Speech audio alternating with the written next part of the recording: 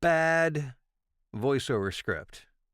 When I say bad voiceover script, I'm talking about poorly written voiceover scripts. That's our topic for this morning. How are you doing?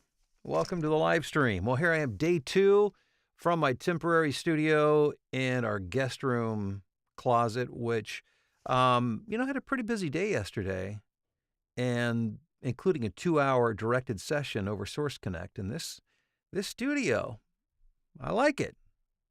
It's not as pretty as the Whisper Room, but it's, these Automute sound blankets are just fantastic. But the house is coming along well. I mean, the crew yesterday got a lot done downstairs. It's coming along. I'm excited to get down there, to get set up and do all that kind of stuff. Man, it's been a day already. Holy cow. I recorded a project for a client, then an audition for Frito-Lay, and I've got 3 sessions today, like back to back to back, and I woke up at 3:30 this morning. I hate it when I do that. I don't sleep well, and it started for me about 20 years ago. I would start waking up at like 1:30, 2 o'clock in the morning and couldn't go back to sleep. I eventually got to the place where I could sleep through the night, or I could sleep, through the next morning. The problem was I really didn't sleep through. I'll wake up 5, 6, 10 times a night or more, according to my Apple Watch. I don't remember all of those times, but according to my Apple Watch, the last time I checked a couple nights ago, I said I woke up like 12 times. That's crazy. All right. Well, before you guys start giving me a bunch of sleep advice, I think my wife's best advice is to hit me over the head, which I haven't allowed her to do. But if this keeps up at this rate, I might just do that.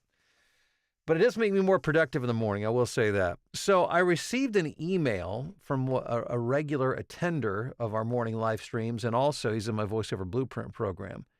And this is Bob from Reedsville, North Carolina. He had a question. I thought this is a good topic for this morning. Would you consider addressing the topic of how best to deal with scripts that are poorly written? I regularly receive scripts that are not written well from the perspective of the listener. So often, scripts are not only grammatically incorrect, but often include sentences that go on and on forever, which makes reading the scripts difficult and ends up with narration that a listener cannot easily follow. I'd be glad to address that, Bob. As a matter of fact, it's interesting. Yesterday, I had a 2-hour session that literally went 1 hour, 55 minutes. So we filled almost the entire 2 hours. It was long. And it was a directed session. So this was with a studio out on the East Coast, and there was like 3 clients, in addition to the engineer, like 3 clients on the line listening to give feedback. It was like a Fortune 500 company. So this was not like not that it was like written. I mean, there's different kinds of poorly written. Sometimes you get scripts that were written, an English written script, but it's not written by somebody who speaks English natively. So, there are those issues. But this wasn't the issue with this. This was somebody who didn't understand the difference between writing for the eye and writing for the ear. So, Bob, as you made reference to, sentences that go on and on, there were times when I was about ready to pass out in the middle of sentences. These lines went on forever. They were awful. And there were times, and not only that, but it wasn't really proved. And so there were times when I would get to a place where I just wasn't quite sure what they were trying to say, and I'd have to stop and ask to see because it wasn't making sense to me. And I just say all that to say I understand it. And it's not just small companies. It happens even with large companies sometimes. But here's the thing to keep in mind. As voice talent, we do not have creative license. We don't. It is not our job. And when I say not our job, I don't mean as in not my job, I don't want to help. I mean as literally, that's not what the client typically wants us to be doing. That's the client's call. And so, it's not our show. It's theirs. If that's what they want recorded, But sometimes you don't know if that's what they want recorded. So here's the way I approach it. If I don't know the client and I'm starting from scratch with them, I'll typically read it the way it's written unless it's so line of discussion there. But if I have a client that I've worked with for a while and I pretty much know how they operate, like I have a few clients I'm very comfortable in making changes as I go. But I'm not in the business of rewriting scripts either. So when I'm looking at something, I'm not thinking, how can I redo this in a way that makes it easier for the listener? Because I got plenty of other client stuff to record. That really isn't my job, and I can't do that. So just from a time perspective, but from the other part of it is it's really you shouldn't be unless you kind of have that agreement with a client to be messing with it. So my suggestion is don't mess with it. Read it as is. Let them correct it and send it back to you if they need to. And you do that enough times, maybe they'll eventually catch on and start correcting it from the get-go. But it's frustrating. I know. And I've read so many thousands of just ranging from mildly annoying to the absurd in terms of the writing. Sometimes it's just nonsense, stuff that just does not make sense. Another consideration, sometimes I'm reading scripts, as I mentioned earlier, that are written by somebody who doesn't speak English natively, so I would expect it to be a bit different. But I also understand that project will be for an audience that doesn't live in the U.S., so it's more of an international audience. So it could be, people who are speaking English as a second or third language from different countries from all over the world. So with that in mind, I really colloquially, am I saying that right? So they're not so much worried about precise grammar as they are just communication. And so I want to make sure that they understand it. And I'm afraid if I start messing with it, I might mess that up. So again, another argument for sticking with the script as it's written. I hope that helps. I love it when you guys check in on the live stream and let me know your name and where you're watching and listening from this morning. Let me see here. Let me pull up with my limited real estate that I have on my tiny little 13.5-inch screen that I'm operating off of.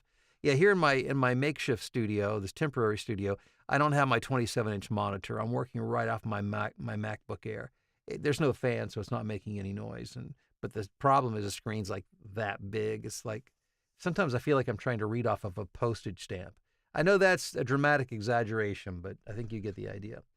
So let's see what we got going on. Hey, Rob, what's going on in San Francisco? Brian in Tucson, Rob in Loveland, Patrick in Maryland, Greg in Orlando, Aaron, Columbia, Missouri. We've got Dave in New York City where it's sunny. By the way, I was checking the weather this morning. They were talking about sunny and 87 here in the Chicago area today. Crazy, right? Hey, Joy, how are you in Southfield, Michigan? Denise in sunny Long Island. Hey, Bob, how are you doing? Thanks for that question again this morning. Ron in Charleston, South Carolina, Greg in Asheville, Wayne in the Olympic Mountains, Corey in Whitehall, Wisconsin, wishing everyone a happy Taco Tuesday. Right back at you, Corey. Gregory, traveling yesterday, but today maybe I'm first. Not even close, Gregory. You're not even close to first. You got to be really early. It's like buying the new iPhone 15. When you want to buy it in the store, you got to come in early the evening before, set up a tent, sleep, and be ready for when the doors open. But I appreciate the thought though. Mike, how are you doing? In Spanish Fort, Alabama. Derek in Kennewick, Washington. Rusty in Michigan, Melissa, San Diego. We've got Charlotte in the Carolinas. St. Louis in the house. Robert, how are you doing? Great sounding space. Well, thank you, Robert. It really is. I think what I might do is I'm using Auralex acoustic foam in my whisper room, which is really good stuff. Stuff's really good. But I think what I'm going to do is I'm going to take one of these blankets and use that in front of me. So have front and a little bit to the sides, not enough to get on camera. See, I've got to think about camera stuff too because of my YouTube videos. I don't like this as a backdrop, I don't think, for YouTube. So anyhow, I'll have it in front of me, so that'll suck up a lot of the unnecessary whatever there in front of me. And then I'll use the Auralex to my sides and behind me. That's what I'm thinking. I'll let you know. We'll see. Let's see. We've got Merrill. Sounds like you need a spa day.